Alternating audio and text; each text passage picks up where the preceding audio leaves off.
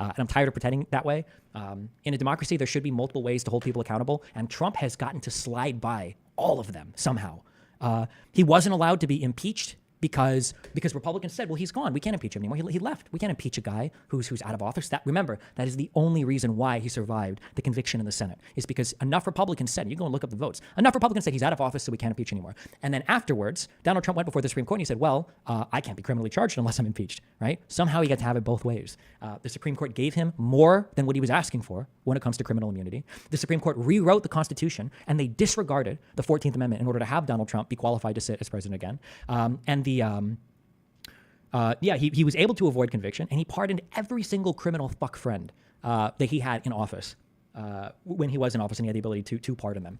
I think that from now on, when I engage with conservatives, the first step is always, and this should have been the strategy from fucking day one. And you know why it didn't happen? It's because I wasn't read enough on it.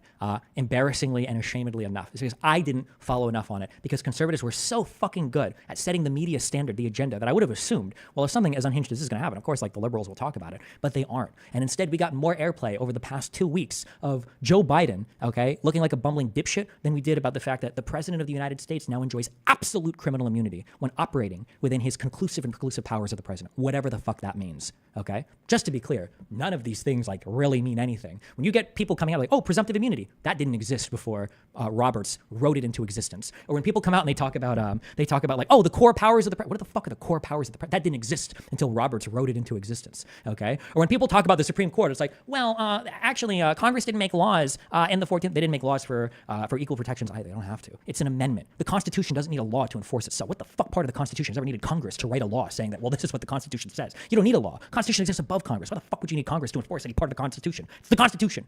But the every single conversation needs to be, do you acknowledge that Donald Trump led an insurrection? That's the start. And if they don't believe that, well, then you walk them through the process. Because remember, none of the insurrection is even contested. None of it is contested. The only way that Donald Trump fought against the insurrection charge was, one, is he told the Supreme Court, not directly, but he got the Supreme Court essentially to rewrite the Constitution so that he could serve in office again, even if he was an insurrectionist. That was number one. And number two was asking the Supreme Court for immunity from all criminal charges while acting as president. Those are the two methods that he employed in order to fight against what he's been publicly accused of, and in some cases criminally charged of doing. That's the first thing that you walk him through, number one. And then the second thing, I would just be curious, why did Donald Trump pardon every single person in his administration was charged with crime, people like Manafort? Number three, why isn't Donald Trump going with the same vice president that he had before? Isn't that kind of strange? Why is it that none of Donald Trump's past cabinet members seem to be supporting his run for president? Isn't that kind of strange? Why is it that nobody that's worked with Trump, why has he turned his back on almost all of these people? Isn't that kind of weird?